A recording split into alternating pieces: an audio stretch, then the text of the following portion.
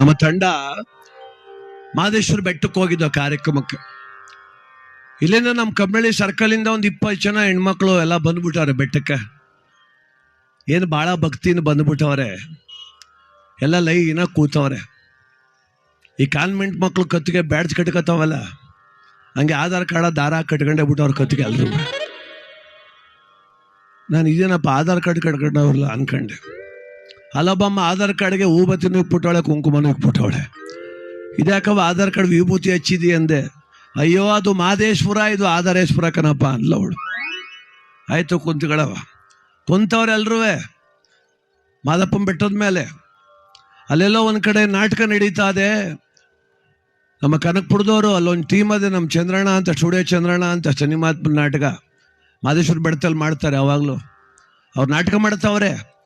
ಆ ನಾಟಕನೂ ನೋಡ್ತಿಲ್ಲ. ಇಲ್ಲ ನಾನು ಮಾದಪ್ಪನ ಪದ ಆಡ್ತಾವನಿ, ಮಾದಪ್ಪನ ಪದನೂ ಕೇಳ್ತಿಲ್ಲ. ಇಲ್ಲ ದೇವಸ್ಥಾನದಲ್ಲಿ ಜನ ಕಮ್ಮಿ, ಹೋಗಿ ದೇವ್ರನ್ನೂ ನೋಡ್ತಿಲ್ಲ.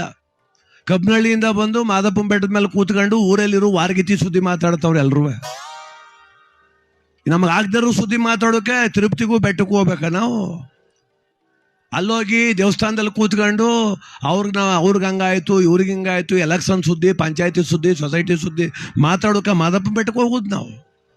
ಅಲ್ಲೋಗಿ ಭಗವಂತನ ವಿಚಾರ ಮಾತಾಡಬೇಕು ಇಲ್ವಾ? ನಮಗೆ ಆಗೂರು ಸುದ್ದಿ. ನಮ್ಮ ಮಕ್ಕಳು ಕರ್ಕೊಂಡು ಹೋಗೋಕ್ಕಾಗಲಿಲ್ಲ ದೇವಸ್ಥಾನಕ್ಕೆ, ಅವ್ರು ಬೆಂಗಳೂರಲ್ಲಿ ಅವರೇ.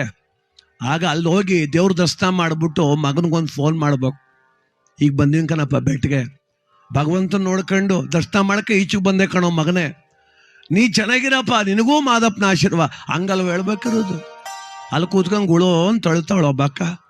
ಅಯ್ಯೋ ಎಡಲಿ ನಾನಾಗೊತ್ತಕ್ಕೆ ಬದುಕ್ತಾವ ನಿಕ್ಕನ್ ಸುಲೋಚನ ಮಾಡಿಸ್ಕೊಬಂದು ಕಿಟಕಿ ಮ್ಯಾಕೆ ಮಡಗ್ಬಿಡ್ತಾಳೆ ಅಂತ.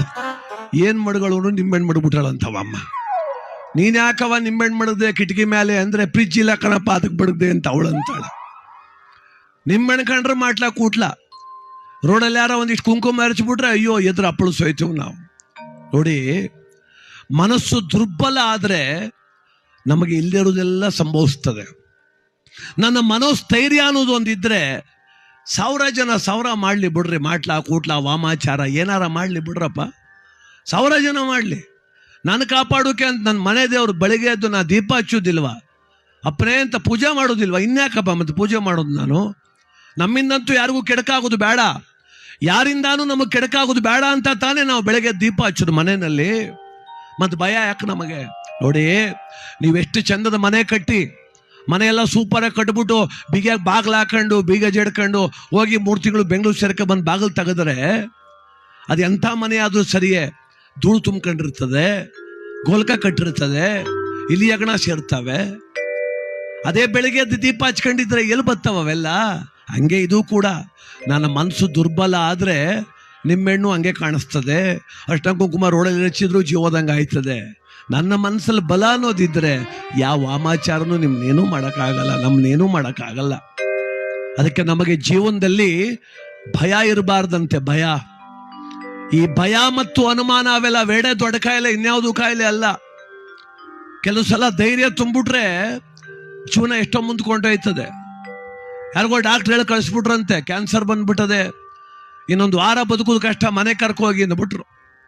ಒತ್ಕೊಬಂದು ಮನೆಗೆ ಹಾಕಿದ್ರು. ಚಿಕ್ಕ ವಯಸ್ಸು, ಹೆಂಡತಿ ಮಕ್ಳು ಅಳ್ತಾ ಕೂತಿದ್ರು. ಅವಳು ಯಾರೋ ಬಜ್ಜಿ ಪಕ್ಕದ ಮನೇಲಿ ಬಂದ್ಲು. ಅವಳು ಯಾಕೆ ಮಗ ಅಂದ್ಲು. ಅಯ್ಯೋ ಡಾಕ್ಟ್ರಿಂಗ್ ಅಂತ ಕಳಿಸ್ಬಿಟ್ರು.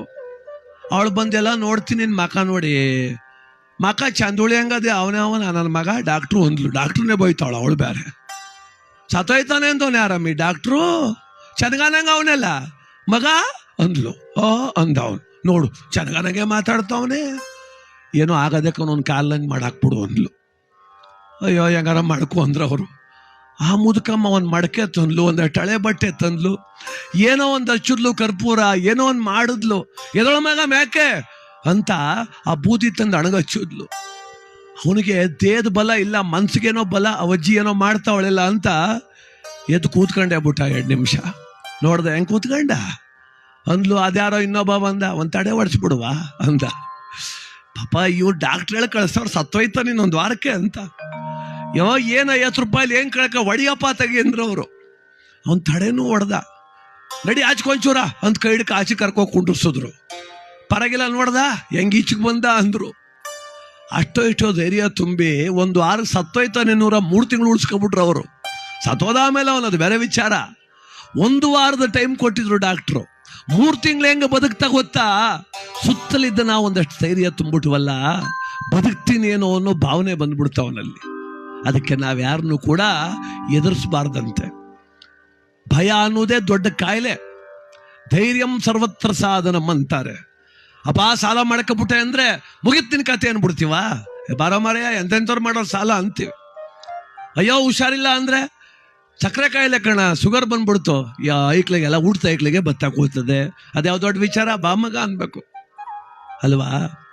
ಕೆಲವ್ರು ಯಾರ ಬಂದು ಶುಗರು ನನಗೆ ಅಂದ್ರೆ ಹೌದೇ ಹುಷಾರಾಗಿರಪ್ಪ ಅನ್ನೋದಿಲ್ಲ. ಸದ್ಯ ನನಗೆ ಮಾತ್ರ ಏನು ಕೊಡ್ಲ ಕಣಪ್ಪ ದೇವರು. ನಮ್ಮ ಅಟ್ಟಿಯವರೆಲ್ಲ ಸತ್ತರಿಚಂದ್ರು ವಂಶದವ್ರು ನಾವೆಲ್ಲ, ನಮಗೆ ಮಾತ್ರ ಶುಗರು BP ಏನೂ ಇಲ್ಲ. ಏನು ಸೂರ್ನಂಗೆ ಆಡ್ತಾನೆ. ಹೋಗಿ ಟೆಸ್ಟ್ ಮಾಡಿಸ್ಬೇಕು, 600 ಇರ್ತದೆ ಅವನಿಗೆ, ಗೊತ್ತಿಲ್ಲ ಅವನಿಗೆ. ಯೋಚಿಸ್ಬೇಕು ನಾವು ಯಾವತ್ತು. ಅದಕ್ಕೆ ಮಾತು ಅನ್ನೋದು ಅತಿ ಮುಖ್ಯ ಜೀವನದಲ್ಲಿ. ಒಬ್ಬರ ಮಾತು 10 ಜನಕ್ಕೆ ಸಮಾಧಾನ ಕೊಡ್ತದೆ.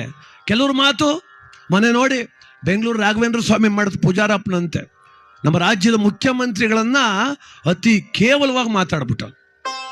ಎಷ್ಟು ಕೆಟ್ಟ ಶಬ್ದ ಬಳಸೋನು. ಯಾರಾಗ್ಲಿ ಬಿಡ್ರಿ, ಪಕ್ಷ ಬೇಡ ನಮಗೆ, ಪಕ್ಷ ಬಂದ ಮಾಡ್ಕವ. ರಾಜ್ಯ ಆಳೋ ಮುಖ್ಯಮಂತ್ರಿಗಳವರು, ಅವ್ರನ್ನ ಪ್ರಶ್ನೆ ಮಾಡಬಾರ್ದು ಅಂತಲ್ಲ, ಪ್ರಶ್ನೆ ಮಾಡ್ಬೋದು ನಾವು, ಆದ್ರೆ ಪದ ಬಳಕೆ ಮೇಲೆ ಮಾತ್ರ ಲೀಗ ಇರಬೇಕು. ರಾಜ್ಯ ಆಳೋ ಮುಖ್ಯಮಂತ್ರಿಗಳನ್ನ ಕೆಡ್ತಾಗ ಮಾತಾಡೋದು, ದೇಶ ಆಳೋ ಪ್ರಧಾನಮಂತ್ರಿಗಳನ್ನ ಕೆಡ್ತಾಗ ಮಾತಾಡೋದು ಏನು ಸುಲಭ ಅನ್ಕೊಬಿಟ್ಟವ್ರು. ಭಾಳ ಜನ ಅರೆಸ್ಟ್ ಆಗವ್ ನಿನ್ನೆ, ಅವನು ಗೊತ್ತಿಲ್ಲ. ಗ್ರಾಚಾರ ಕೆಟ್ಟರೆ ಎಲ್ಲಿಗೆ ಹೋಗ್ತೀವಿ ಅಂತ ಗೊತ್ತಿಲ್ಲ. ದೇವಸ್ಥಾನದಿಂದ ವಜಾ ಮಾಡೋರ್ ಮೇಲೆ ಪೂಜೆನೇ ಮಾಡಬೇಡ ಅಂತ. ಅಣಲಿಕ್ಕಿರೋ ನಾಮ ಏನು, ಕೊಳಲಾಕಿರೋ ಮಣಿ ಏನು, ಮಾಡ್ತಿರೋ ಕರ್ತವ್ಯ ಏನು, ಮಾತಾಡೋ ಸ್ಥಿತಿ ಏನು ಅಲ್ವಾ? ನಾವೇನಂತ ಕೇಳಬೇಕು ಗೊತ್ತಾ? ನಮ್ಮ ನಾಡಾಳೋ ದೊರೆ ಚೆನ್ನಾಗಿರ್ಲಿ, ಅವರು ಪಕ್ಷ ಬೇರೆ, ಅದು ನಮ್ಮ ನಾಡಾಳೋ ದೊರೆ, ನಮ್ಮ ದೇಶ ಆಳುವಂಥ ಪ್ರಧಾನಮಂತ್ರಿಗಳು, ಅವರು ಸಂವಿಧಾನಾತ್ಮಕವಾದ ಹುದ್ದೆ ಪಡೆದಿದ್ರು ಕೂಡ ನಾವೆಲ್ಲ ಕೇಳ್ಕೋಬೇಕು, ಅವರೆಲ್ಲ ಚೆನ್ನಾಗಿರ್ಲಿ, ನಮ್ಮನ್ನು ನೋಡ್ಕೊತಾರೆ ಚೆನ್ನಾಗಿ ಅಂತ. ಅದಕ್ಕೆ ಯಾವತ್ತೂ ಕೂಡ ಮಾತಿನಿಂದಲೇ ಸಕಲವು, ಮಾತಿನಿಂದಲೇ ಸಂಬಂಧವು, ಮಾತಿನಿಂದಲೇ ಮೃತ್ಯುವು. ಎಚ್ಚರ, ನೀ ಉಳಿಯುವುದು ನೀ ಕೆಡುವುದು ಮಾತಿನಿಂದಲೇ ಮನುಜ. ಅದಕ್ಕೆ ಮಾತಿನಂತೆ ಬದುಕೋಣ. ಮಾತು ಹಿತವಾಗಿರಲಿ, ಮಾತು ಮಿತವಾಗಿರಲಿ. ಮಾತಿನಿಂದಲೇ ನಮ್ಮೆಲ್ಲರ ಸಂಬಂಧ ಗಟ್ಟಿಯಾಗಲಿ. ಬಂಧುಗಳೇ, ಈ ದಿವಸ